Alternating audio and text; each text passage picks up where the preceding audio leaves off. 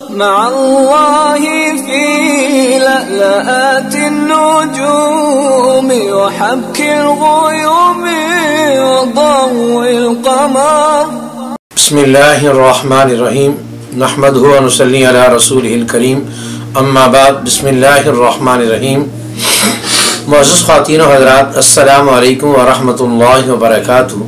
میں آپ کی خدمت میں حاضر ہوں پروگرام سنہری باتوں کے ساتھ، اور آج کی مجلس میں ہم اسلام میں کپڑے پہننے کا کیا سنت طریقہ ہے، اسلام میں کیسا کپڑا پہننا سنت ہے، اور اسلام نے کپڑے اتارنے کی کیا ترتیب سکھائی ہے، ان تین باتوں کے متعلق نبی کریم صلی اللہ علیہ وسلم کی مبارک سنتوں کو ذکر کریں گے.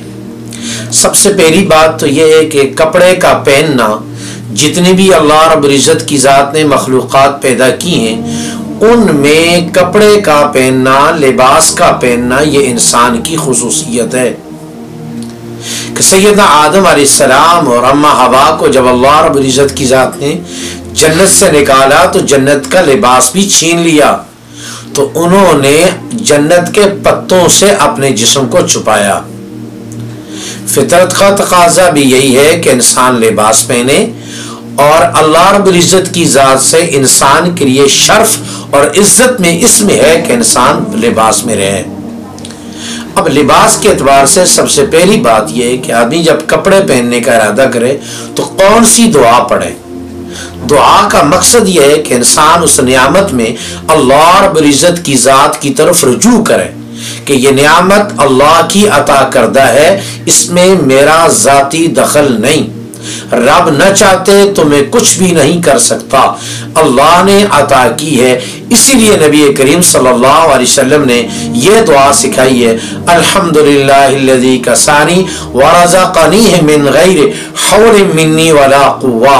تمام تعریفیں اس اللہ رب العزت کی ذات کے لیے جس نے مجھے لباس پہنایا، ورزقنی ہے، اور یہ لباس اس نے مجھے عطا کیا، من غیر حول منی ولا قوہ، میری چاہت میری ہے اس میں دخل نہیں ہے، بلکہ اللہ رب العزت کی ذات کی عطا ہے. لباس پہننے سے پہلے آدمی اس دعا کو پڑھ لے. اس دعا کے پڑھنے کے بعد لباس پہننے میں انسان پہلے قمیض سے اپنا آغاز کرے، اور قمیض میں بھی دو بازو ہوتے ہیں، پہلے دائیں بازو میں اپنی ہاتھ داخل کرے اور پھر دوسرے آستین کے اندر اپنا ہاتھ داخل کرے. پہلے دائیں پھر باؤں اور پھر گلے کے ذریعے قمیض کو اتارا جائے. یہ ہے قمیض کے پہننے کا سنت طریقہ. نبی کریم صلی اللہ علیہ وسلم نے فرمایا، جو آدمی اس دعا کو پڑھ کر لباس کو پہنتا ہے، ابھی اس کا لباس اس کے ٹخنوں تک نہیں پہنچتا، اللہ رب العزت کی ذات اس کے گناہوں کو معاف فرما دیتے ہیں. کتنی بڑی فضیلت ہے، اور دعا کتنی مختصر سی ہے. جب قمیض پہن لی ہے تو قمیض پہننے کے بعد قمیض کی آستین کتنی لمبی ہونی چاہیے. قمیض کی آستین کے حوالے سے نبی کریم صلی اللہ علیہ وسلم قمیض کی آستین لمبی فرمایا کرتے تھے، لیکن میرے بھائیوں اس کی گھٹنے تک، یہ جو ہاتھ کا کلائی ہے یہاں تک کی گنجائش ہے کہ یہاں تک آدمی کی قمیض کا یا آستین کی لمبائی ہو، اور اس کے ساتھ سامنے گریبان رکھنا یہ سنت عمل ہے. نبی کریم صلی اللہ علیہ وسلم کا گریبان مبارک سامنے ہوتا تھا، اور ایک صحابی آیا اور نبی علیہ السلام کا گریبان اس وقت کھلا ہوا تھا، تو اس نے ساری زندگی اپنے گریبان کو بند نہیں کیا، خواہ گرمی ہو یا سردی ہو. عام طور پر نبی کریم صلی اللہ علیہ وسلم گریبان کے بٹنوں کو بند رکھتے تھے، اور اوپر والا آخری جو بٹن ہے اس کو کبھی کبھار کھولتے بھی تھے اور بند بھی کرتے تھے. اس لیے بٹنوں کا بند کرنا یہ اصل سنت ہے. اس کے ساتھ نبی کریم صلی اللہ علیہ وسلم کا کرتا مبارک وہ پنڈلیوں تک ہوتا تھا، اور آج کل ہم غیر کی تقلید میں اگر ہم قمیض پہنتے بھی ہیں تو اس میں ہم قمیض چھوٹی پہنتے ہیں، اور چھوٹی قمیض جو ہے وہ عیب ہے، وہ سنت نہیں ہے. مثلا چھوٹی قمیض میں نمازی لوگ جب نماز پڑھتے ہیں تو ظاہر بات ہے جب آدمی رکوع یا سجدے کی حالت میں ہوتا ہے اس دوران چھوٹی قمیض کا معیوب ہونا سب کے سامنے نمایاں ہے، اس لیے لمبی قمیض پہنی جائے. اور یہاں میں ایک بات خاص کر عرض کروں گا، خاص کر جو ائمہ مساجد ہیں، چونکہ عالم یہ نمونہ ہے، اور ائمہ مساجد یہ تو بالکل ہی نمونہ ہے، تو چونکہ وہ سب کے سامنے ہوتے ہیں، ان کی قمیص کا لمبا ہونا تو انتہائی ضروری ہے تاکہ امام لوگوں کے لیے تماشا نہ بنے۔ جہاں تک جتنے بھی علماء کرام میری اس بات سے سنیں، میری ان سے دستبستہ عرض ہے کہ اپنی قمیص کو عوام الناس سے زیادہ لمبا رکھا جائے تاکہ ہم سنت کے اعلیٰ درجے پر عمل کریں گے تو لوگ میرے بھائیو دوستو پھر سنت کے قریب آئیں گے۔ تو قمیص کا لمبا ہونا، اور اسی طریقے سے سلوار کا پہننا، سلوار کے پہننے کے بارے میں بھی یہ ہے کہ پہلے دایاں پاؤں میں داخل کیا جائے اور پھر بایاں پاؤں میں داخل کیا جائے۔ اور سلوار کے بارے سے یہ ہے کہ مرد کے ٹخنے ہر حال میں ننگے رکھنے فرض ہیں، مرد کے لیے ٹخنے ننگے رکھنا ہر حال میں فرض ہیں۔ نبی کریم صلی اللہ علیہ وسلم نے فرمایا ما اسفل من الکعبین من الاذار فی النار، کہ ٹخنوں کا وہ حصہ جو چادر یا پجامے کے نیچے ہے وہ جہنم میں جلے گا۔ اسی طریقے سے اور بھی احادیث وعید میں آئی ہیں کہ یہاں تک کہ نبی علیہ السلام نے فرمایا اللہ قیامت والے دن نہ ان لوگوں کی طرف نظر رحمت سے دیکھیں گے اور نہ ان سے کلام فرمائیں گے اور نہ ان کے گناہوں کو بخشیں گے جن کی سلوار یا چادر ٹخنوں کے اوپر ہو۔ یہ کبر کی نشانی ہے، اس لیے سلوار کو ٹخنوں سے اوپر رکھ دی جائے۔ اور بنیادی طور پر اصل تو یہ ہے کہ جب ہم اپنے کپڑے سلائیں اس وقت ہی درزی سے یہ کہہ دیں کہ بھائی ہماری سلوار اس طرح سی جائے کہ نماز اور غیر نماز میں ہمیں اس کو اوپر کرنے کی ضرورت ہو، بلکہ ہر حال میں اوپر رہے تاکہ میرے بھائیو دوستو ہر وقت اس کو اوپر کرنے کی مشقت سے آدمی بچ جائے۔ سلوار اور قمیض کے حوالے سے رنگ کیسا ہو، یاد رکھیے نبی کریم صلی اللہ علیہ وسلم نے فرمایا تم زندو سفید لباس پہنو، وہ لباس پہنو کہ جس لباس میں اللہ سے تم نے ملاقات کرنی ہے، اور ملاقات میں کفن ہوتا ہے اور کفن سفید ہوتا ہے، تو لہٰذا زندے لوگوں کے لیے بھی بہتر، افضل، اولا، اعلیٰ یہ ہے کہ انسان کا لباس سفید ہو۔ لیکن اس کے علاوہ باقی رنگوں کی بھی گنجائش ہے، لیکن باقی رنگوں میں دو رنگوں سے بچا جائے، ایک سرخ رنگ سے بچا جائے، سرخ رنگ کی حدیث میں ممانعت آئی ہے، اور ایک کالے لباس سے بھی بچا جائے، کیونکہ من تشبہ بقوم فہو منہم، جو آدمی جس قوم کی مشابہت اختیار کرتا ہے تو لہٰذا اس کے اثرات بھی اس آدمی پر پڑتے ہیں۔ تو یہ دو لباس، ایک کالے لباس سے گریز کیا جائے اور ایک سلوار قمیض کے اعتبار سے، اور ایک سرخ لباس سے گریز کیا جائے۔ ہاں کالی چادر، کالا رومال، کالی پگڑی یہ چیزیں استعمال ہو سکتی ہیں۔ لباس پہننے کے بارے سے یہ بات سامنے رکھنی چاہیے کہ آدمی کا لباس ستھرا ہونا چاہیے اور صاف ستھرا ہونا چاہیے۔ نبی علیہ السلام نے ایک آدمی کو دیکھا، اس کا لباس میلا کچیلا تھا، فرمایا کیا ان کو کوئی ایسی چیز نہیں ملتی کہ جس سے یہ اپنے کپڑے صاف کر لیا کریں؟ لباس پہننے میں مقصود اللہ کا حکم پورا کرنا اور اپنے جسم کے سطر کو چھپانا، یہ نیت ہونی چاہیے۔ اگر آدمی لباس کو اس لیے پہنتا ہے تاکہ میں لوگوں میں نمایاں ہوں اور کبر کی بنیاد پر پہنتا ہے تو اللہ رب العزت کی ذات قیامت والے دن اس کو جہنم کا لباس پہنائیں گے۔ ہاں اتنی بات ضرور حدیث میں آئی ہے، نبی علیہ السلام نے فرمایا کہ ایک آدمی کے پاس مالی اعتبار سے وسعت موجود ہے، لیکن اس کے باوجود غریبوں کے ساتھ ہمدردی کرتے ہوئے اگر وہ کم قیمت کا لباس پہنے گا، اللہ رب العزت کی ذات قیامت والے دن اس کو تمام مخلوق کے سامنے بلائیں گے اور بلا کر فرمائیں گے کہ ایمان کے جوڑوں میں سے ایک جوڑا پسند کر لیجئے اور پہن لیجئے۔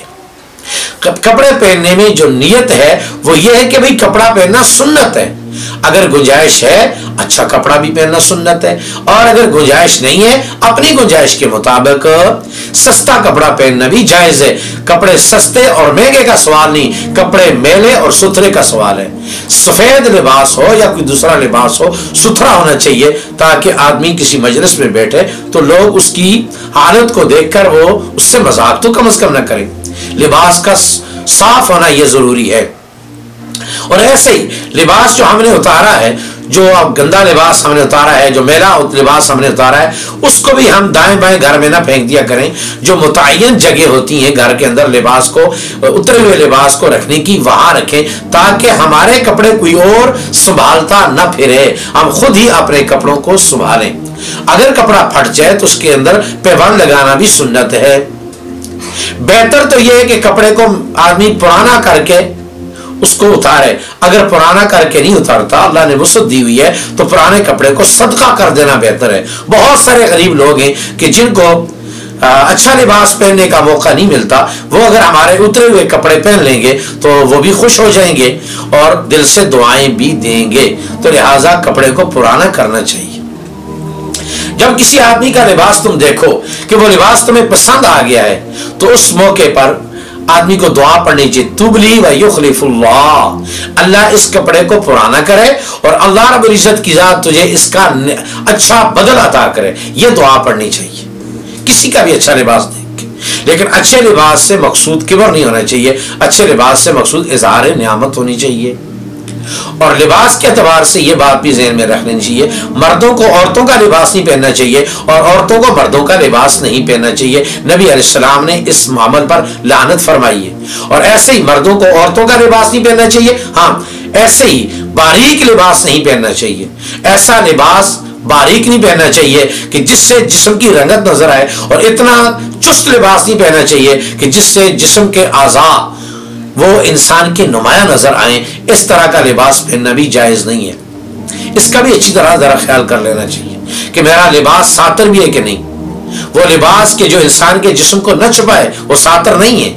لہٰذا لباس ایسا ہونا چاہیے. خاص کر آج کل یہ عورتوں کا لباس انتہائی باریک ہے. نبی کریم صلی اللہ علیہ وسلم نے انتہائی سخت وعید فرمائی ہے. فرمایا اللہ کی لعنت ہو عاریاتن، ان عورتوں پر کہ جو ننگی ہیں، کپڑے پہن کر ننگی ہیں. کپڑے پہن کر دو طرح کی عورتیں ننگی ہوتی ہیں، ایک باریک لباس پہننے والی جس سے جسم کی رنگت نظر آئے، اور ایک وہ تنگ لباس پہننے والی کہ جس سے جسم کے اعضاء نمایاں نظر آئے. یہ کپڑے پہن کر بھی اللہ کی نگاہ میں ننگی ہیں، فرشتوں کی نگاہ میں ننگی ہیں، اور پیارے نبی حضرت محمد صلی اللہ علیہ وسلم کی نگاہ میں ننگی ہیں. اور چست لباس اور باریک لباس اس کی قطعاً اجازت نہیں ہے. اور ایسے ہی اگر بچی چھوٹی ہے تو اس کے سر پر سکارف ہونا چاہیے، اور اگر بچی 10 سال سے اوپر ہے تو باہر نکلنے کے لیے اس کے لیے لازم ہے کہ وہ اپنا برقع پہن کے جائے اور یا بڑی چادر پہن کے جائے. احادیث میں آتا ہے کہ مدینہ رسول میں جب عورتوں کے لیے پردے کا حکم اترا، انہوں نے اتنی بڑی بڑی چادریں لے لی کہ زمین پر ایک بالشت وہ چادر گھسٹ کے جاتی تھی. عورتوں نے اتنے اہتمام کے ساتھ پردہ کیا. اللہ ہمیں بھی یہ اہتمام نصیب فرمائے. آج کا جو ہمارا برقع ہے وہ ہمارا برقع پردے کا باعث کم ہے اور فیشن کا باعث زیادہ ہے، بلکہ اس فیشن سے ہٹ کر وہ مزید لوگوں میں کشش کا باعث ہے. اس طرح کے برقعوں سے جو تنگ ہو، اس طرح کے برقعوں سے کہ جس سے اعضاء جسم نمایاں ہو، اس طرح کے برقعوں سے کہ جس سے مرد حضرات مزید متوجہ ہوں، ایسے برقعے کا مقصد پردہ نہیں رہتا، ایسے برقعے سے مقصد بھی نمائش ہوتی ہے. تو اس لیے اس طرح کے لباس سے بھی بچنا چاہیے. ہم نے اپنا لباس چھپانا ہے، ہم نے اپنا جسم چھپانا ہے تو اس کے لیے کھلا برقع ہونا چاہیے. تو یہ جو بنیادی طور پر لباس کی کچھ سنتے ہیں کہ لباس اتارتے وقت ہمیں بسم اللہ پڑھنی چاہیے کیونکہ آدمی ننگا ہوتا ہے اور ننگے آدمی کے ساتھ شیطان شرارتیں کرتا ہے. اس سے بچنے کے لیے بسم اللہ پڑھ لی جائے. اس وقت شیطان کے درمیان اور بندے کے درمیان اللہ رب العزت کی ذات ایک پردہ عائد فرما دیتے ہیں جس کی وجہ سے وہ دیکھ نہیں سکتا. یہ کچھ لباس کی سنتیں تھیں سلوار اور قمیض کے اعتبار سے. اس کے ساتھ یہ بات بھی سمجھ لیجئے کرتا پہننا سنت ہے، اصل کرتا پہننا سنت ہے، اور کرتے کے ساتھ سلوار پہننا بھی سنت ہے. نبی کریم صلی اللہ علیہ وسلم نے 4 درہم کا پاجامہ خریدا اور فرمایا اس کو میں سردیوں میں بھی پہنوں گا، گرمیوں میں بھی پہنوں گا، سفر میں بھی پہنوں گا، حضر میں بھی پہنوں گا. آپ سے یہ بات ثابت ہے. عام طور پر چادر پہنی جاتی ہے، لیکن یاد رکھ لیجئے چادر پہننے میں یہ احتیاط ضرور ہو کہ چادر کے پہنتے وقت آدمی کا سطر نہ کھلے. عام طور پر دیکھا گیا ہے کہ چادر پہننے والے لوگ احتیاط نہیں کرتے اور ان کا سطر کھلا رہتا ہے. خاص کر جب کہیں بیٹھتے ہیں تو اس بیٹھنے کے دوران چادر والا آدمی مکمل احتیاط نہیں کرتا اور سطر کھلا ہو جاتا ہے. گھٹنوں سے لے کر ناف تک مرد کے لیے اتنا جگہ کا چھپانا فرض ہے. یہ پہلا اور بنیادی اسلام کا فرض ہے. اس اعتبار سے چادر والے حضرات اگر چادر پہنے بہتر ہے کہ نیچے کوئی ایسی چیز پہن لیں جس سے ان کا سطر چھپ جائے. یہی سنت ہے. اللہ رب العزت کی ذات ہمیں ان سنتوں پر عمل کرنے کی توفیق نصیب فرمائے. السلام علیکم ورحمۃ اللہ وبرکاتہ.